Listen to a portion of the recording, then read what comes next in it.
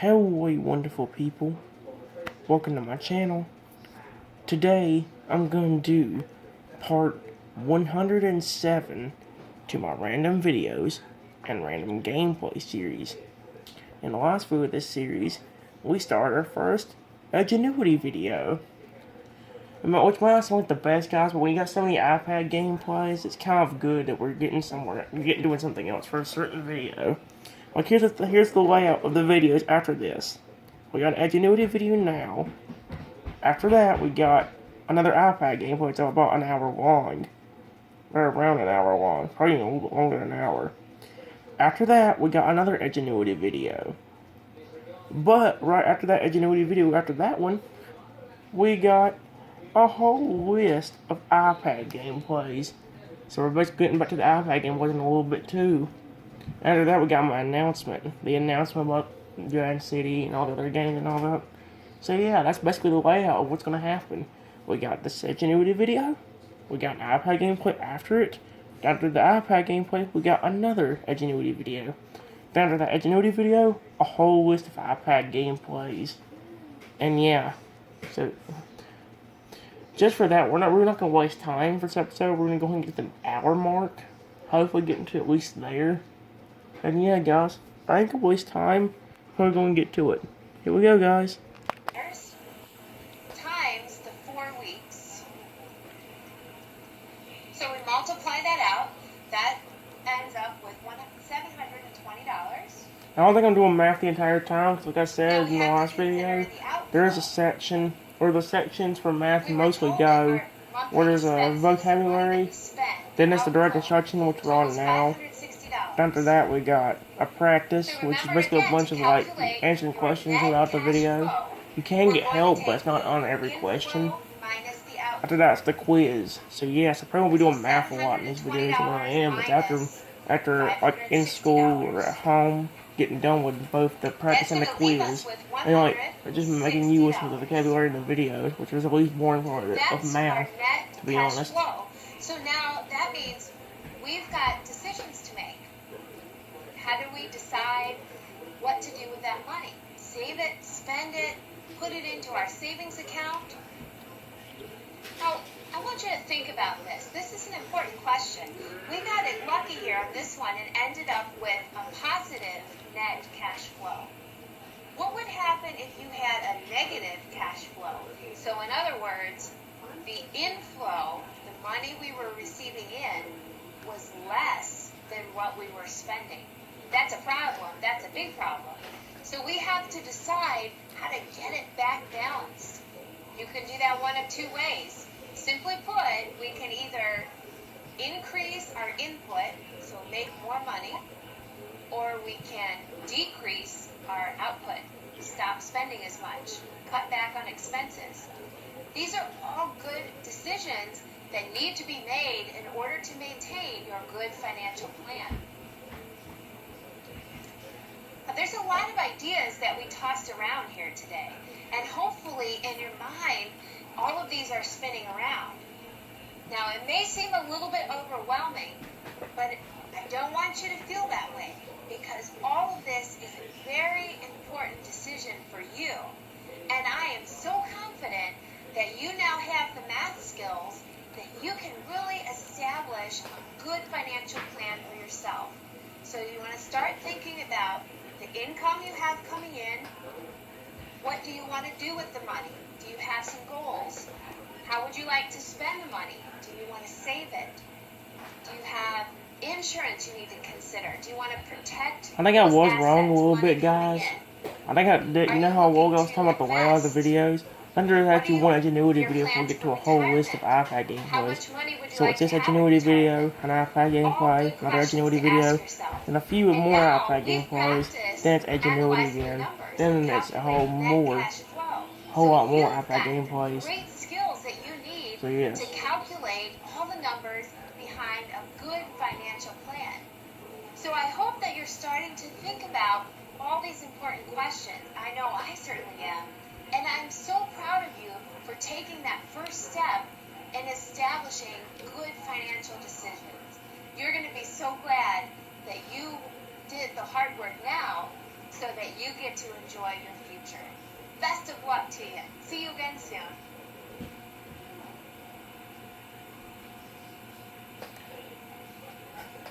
What the? I'm scared because I like ended the whole. I got to do some English in this video because after this there's a practice. I'm scared that I'm doing something wrong. What's the...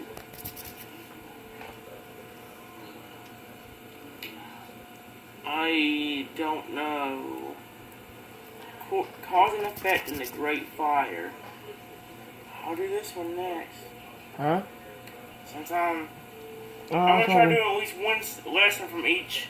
I'm doing English now, guys, so it's different. It's her again. I think I remember her. This teacher, I remember, I believe. Okay, I'm sorry. I'm going to start. Your lesson question is how do cause and effect drive the events in Jim Murphy's account of the Chicago fire. Now, you've already learned some of the startling facts about how large this fire was and how destructive it was. You've also had an opportunity the one thing about English is that you have to read some passages, so if you see me reading these videos, you can understand why. Now we're going to take some time to start identifying central ideas and supporting ideas, as well as looking at cause and effect relationships. Let's get started. Yeah, let's get started. Let's get started. Oh gosh. While reading a text, it's a good habit to be able to identify central ideas and supporting details. That will help you understand the text in a much deeper way.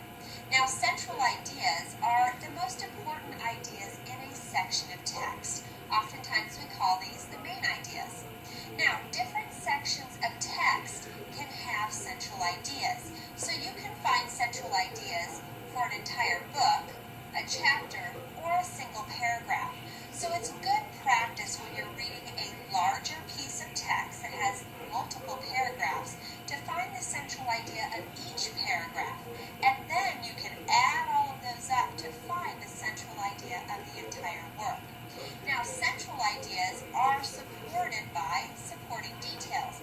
These are details that tell more information about the guys, we're lucky we actually get this whole video in one, because if you think about it, I think as long as we'll go over the, I don't know, we'll see what happens, guys. The thing was, before when I did that, it wouldn't let me get too further. It's hard to get the videos up, because it, never mind. I'll try to get the whole video up, but I ain't going to promise what'll happen. One tongue traveled north up I don't give a Jefferson, while the other headed east toward Lake Michigan. There was no way firefighters from two engines could contain a wind-driven fire with such a wide front. Still, they did their best. So what is the central idea that we're finding here? Well, if you look at this sentence here, there was no way firefighters from two engines could contain a wind-driven fire with such a wide front. We're learning that the central idea has to do with the fact that this fire was too big for even the firefighters to control. So that's your central idea. Now, if you look closely, you find supporting details. Now, these details are going to directly support this enormous fire and the fact that it couldn't be controlled. So what we find out is that it quickly found out thanks to gusty winds.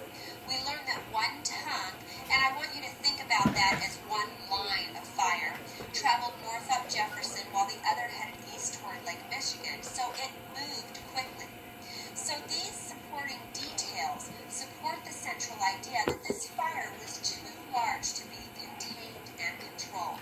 Now it's your turn to think about central ideas and supporting details in another passage. Oh no, now it's my turn to try to find a central idea in a text. Oh shoot. Read the paragraph and decide what the central idea is. Watch me fail this. Find the central idea. Despite this, Chief Marshal Williams had managed to get a thin circle of engines around the fire. He had 5 steamers at the scene now. plus 3 hose carts and a hook and ladder wagon, all of them pumping water into the fire at various locations.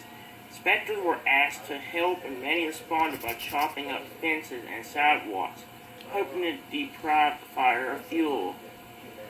What is the central idea of this paragraph? The firefighters tried but were not equipped to fight such a large fire.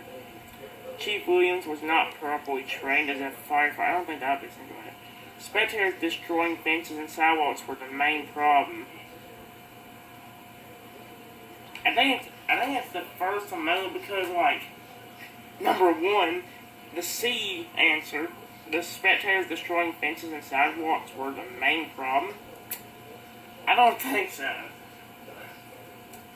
Or it's not, no more, I'd probably be wrong. It's either A or B. We managed to get Sometimes you must say, well, wait, they're not two answers, I'll let you wrong, both of them. Okay. So yeah, you do get 2 chances on these. Oh. The firefighters weren't equipped to fight the fire. They needed all the assistance they could get, so they asked spectators to help. I got that right. Let's continue and see what happens. Now that you've identified the central idea in the paragraph, decide which detail supports that idea. Find the detail in the paragraph that supports the central idea that the firefighters tried but were not equipped to fight such a large fire. Fire extinguishers were at the scene. Steamers were pumping water into the fire. Spectators were asked for help.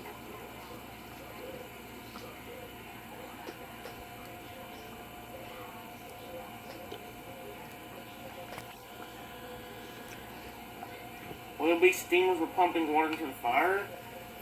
I don't think it'd be spectators were asked to help. Wouldn't even have detail like no.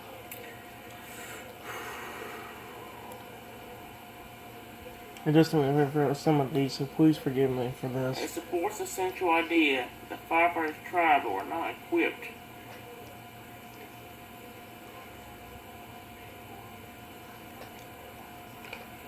Another thing with the English section, there is a lot of videos, which is really good. While the math section does have videos, it also has a practice and quiz Look for a to detail drive me that crazy. explains or gives more information about the idea. Which is one reason why I don't do math that much. And when I do, I stop when I get to practice and quiz. I stop there, especially at the practice. Oh no! Spectators were asked to... Oh. Even though the chief had a lot of equipment at the scene, spectators were asked to help. This detail shows that the firefighters weren't equipped to fight such a large fire alone.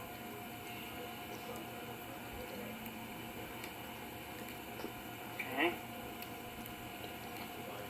Now it's time to discuss cause and effect.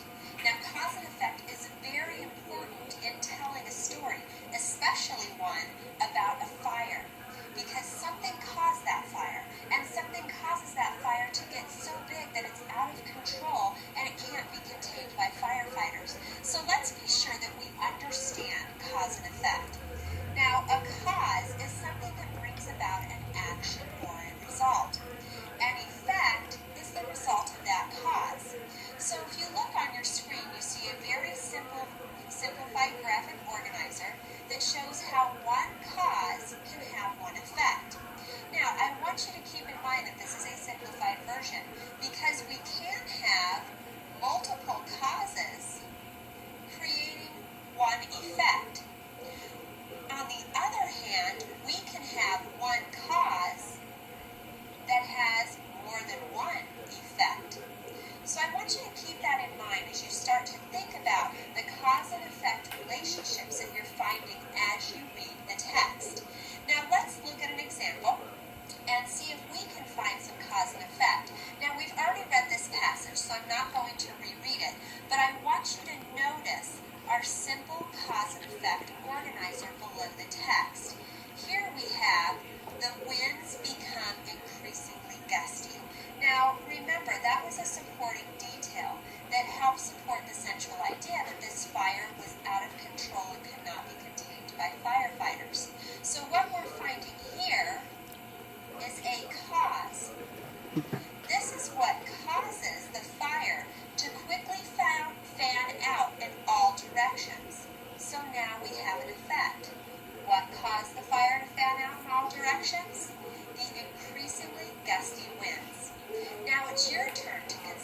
cause and effect in a text.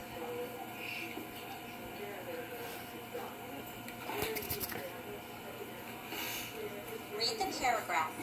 Find cause and effect relationships in the paragraph, then answer the questions. I know it ain't the best, guys. Please forgive me. I told you we're having a lot of iPad. We're having a lot of iPad gameplays Read the coming up. paragraph. Find cause and effect relationships in the paragraph, then answer the questions.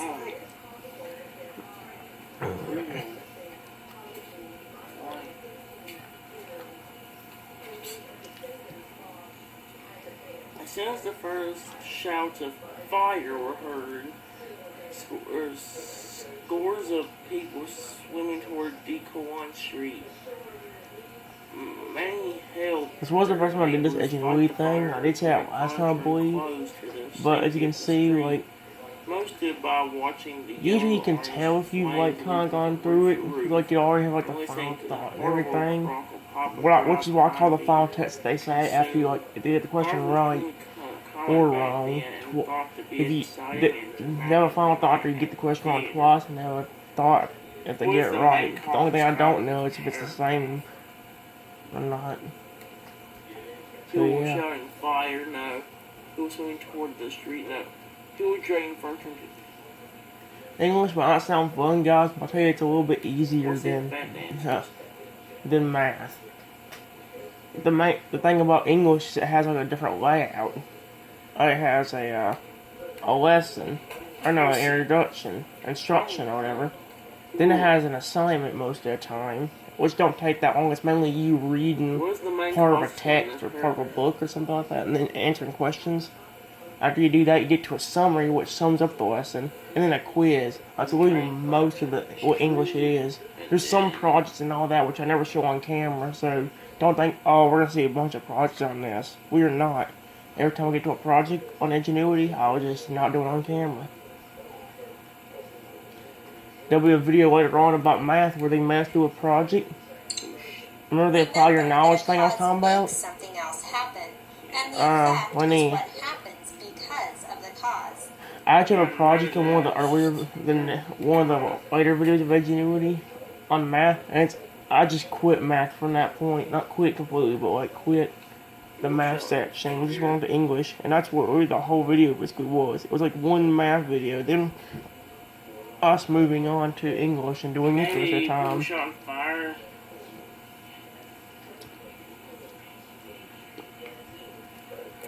If people shot fire, wouldn't it mean that people would be running towards the ship? I'm not sure what that is, the most recent Ingenuity video. That was on, I believe, I don't remember what day. It was like 2 or 3 days ago. The 21st, I believe. Yeah. The action of the people swarming toward the street in this paragraph is the effect caused by the first shouts of fire.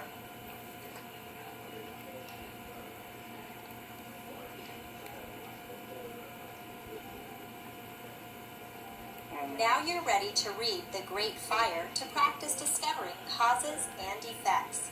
Review the information on your screen. When you're ready, begin reading. Oh no.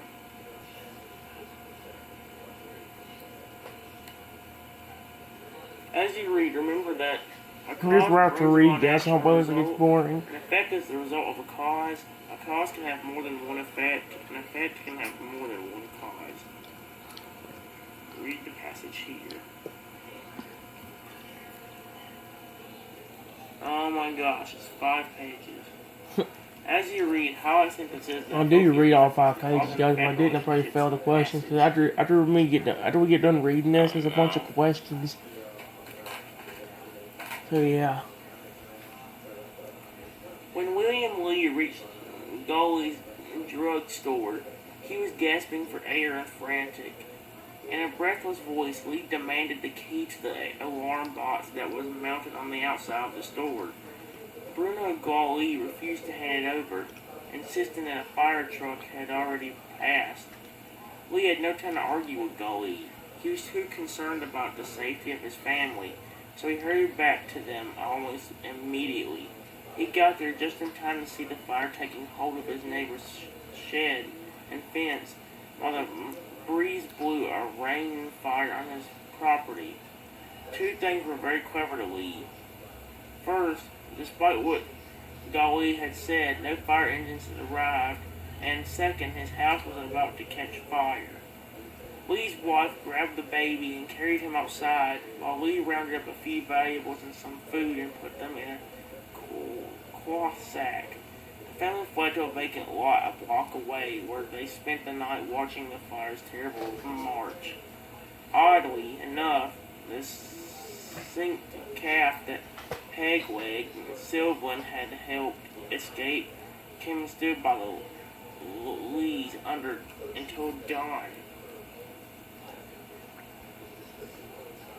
As for Golee, he claimed later at the official inquiry into the fire that he had waited for Lee to leave and then turned in the alarm. Golee also insisted he turned in a second alarm when another man appeared 10 minutes later to announce that the fire was spreading rapidly. Whether Golee lied about sending the alarms or whether the alarm box failed to work will never be known. What is clear is that no alarm was recorded at the Central Alarm Office in the courthouse at the point when the fire was still containable. A few minutes after the second man hurried away, Golee took off his apron, carefully extinguished the store's gas lights, and left, opening the door behind him. Like thousands of other people, he was on his way to DeColen Street to watch the fire. While this was happening near the fire, more errors were taking place a mile and a half away. Chicago had recently renovated its fire alarm system, making it one of the best in the nation. Each firehouse has a watchman who scanned the immediate neighborhood for flames or smoke during the night. Overlooking the entire city was a watchman in the cupola of the courthouse, 100 feet above the ground. The fire was spotted, an alarm was telegraphed, either from the firehouse or from one of the many alarm boxes situated around town, to the courthouse. The courthouse watchman then relied the location of the blaze to the firehouses nearest to it. Some of the most entertaining texts I do read are actually later on. Like some of them aren't that long, but I can kind of entertain to listen to. It's like scientific text, and while it might not sound fun, it's not as long as these. They're like 16 pages, but they're like really short for each page. So yeah, it's really good. Chemical extinguishers and turn in alarms for bigger blazes. While the system sounds very cumbersome to us, like in 1871 it was considered quite speedy and efficient.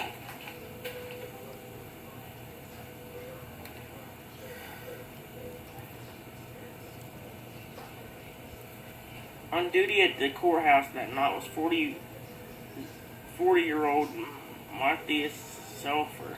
Selfer was showing some visitors around the tower when one of them pointed to smoke in the distance. Selfer glanced at the smoke but dismissed the sight. It was just the smoldering embers from the previous night's fire. He assured them. Nothing to worry about. Several minutes passed before Selfer looked up from what he was doing and saw flames leaping well into the black sky. The light was from a different fire after all. He'd been fooled because this new blaze was almost directly behind the still flickering remnants of the Saturday, October 7th fire. He studied the flames, trying to determine their exact location. This wasn't easy because of the distance and tall buildings between him and the flames.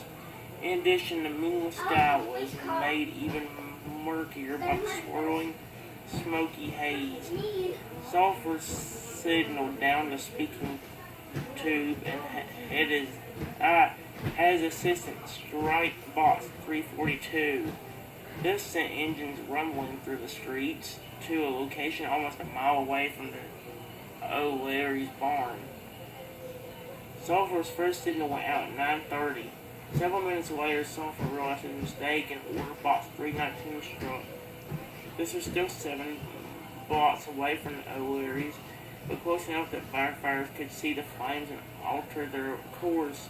Unfortunately, Selfer's young assistant, William J. Brown, stubbornly refused to strike box 319, saying he was afraid it would confuse the situation. Brown was so stubborn about his decision that even after the fire, he was able to write aggressively in a letter that I'm still standing the watch that burned Chicago.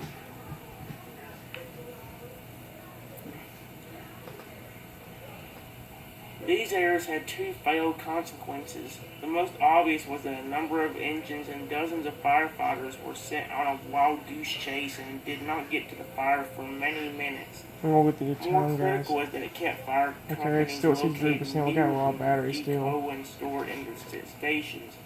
Several had seen the eerie dancing glow beyond the rooftop near them, and even without official notice from Selford, heard to respond.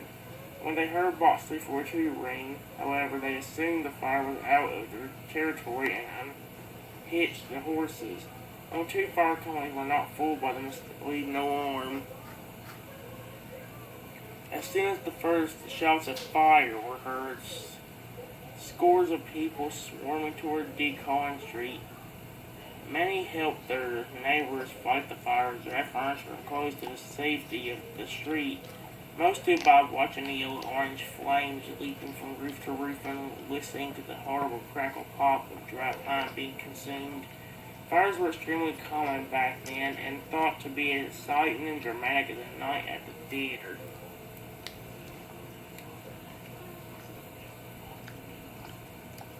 One of the first to reach the fire was a 20-year-old reporter for the Chicago Evening Post named Joseph E. Chambrian. He'd been gathering information for a story, but the moment he spotted the new fire, he ran to see what was happening. I was at the scene in a few minutes, he recalled. The fire had already advanced a distance of about a single square through the frame buildings that covered the ground thickly north of D. Culver Street and east of Jefferson Street. If those miserable alleys shall be differentiated by being demolished streets, that neighborhood had always been a terror into the respectable Chicagoans, and during the residence of 3 years in the city, I had never visited it.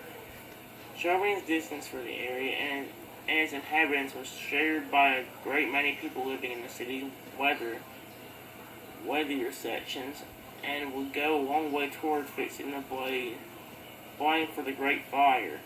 The people of D. Cullen Street, usually Miss O'Leary and her cow, were the cause of the fire and the destruction of Chicago.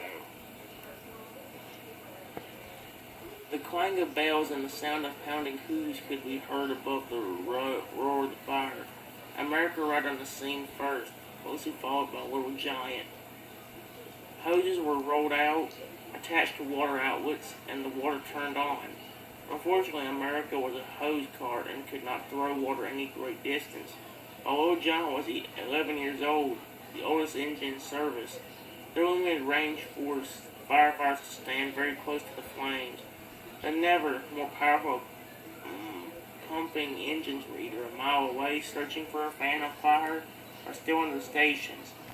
The fire was under a full headway before the engines arrived, and what could be done, Sherwin noted with concern. Streams were thrown to the flame and evaporated almost as soon as they struck it. A single fire engine in the blazing forecast of which would have been as effective as were these machines in this force of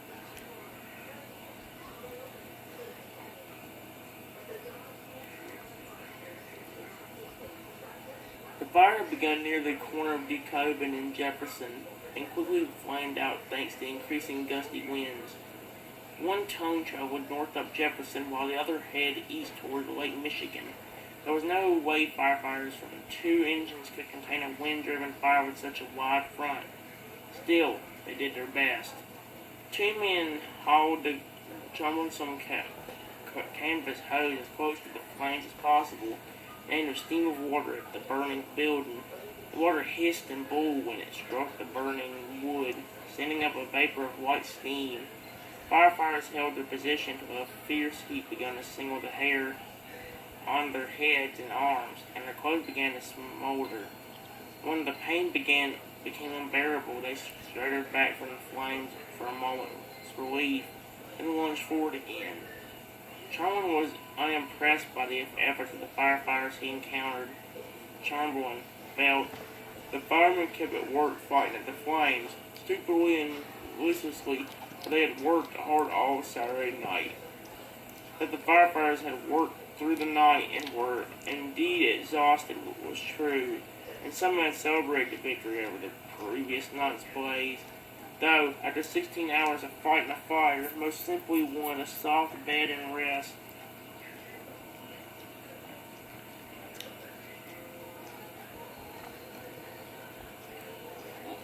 More engines began arriving at the scene, as did the department's Chief Marshal Robert A. Williams.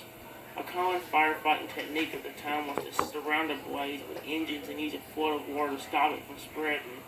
Williams immediately set about repositioning engines, hoping to halt the fire's advance until all the missing equipment could get to the scene. When the engines and hoses were where he wanted them, Williams turned to one crew and said, "Now, hang on to her here." The firefighters were already engulfed in the wave of bewildering heat. The flames were reaching out toward them. "Marshal," one of the men yelled, "I don't believe we can stand it here."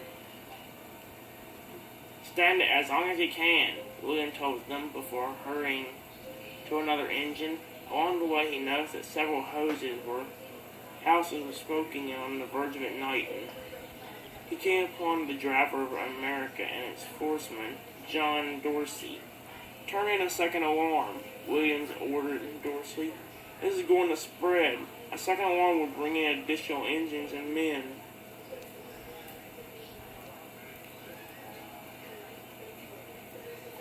Meanwhile, Sherman had retreated several blocks in the face of the advancing flames.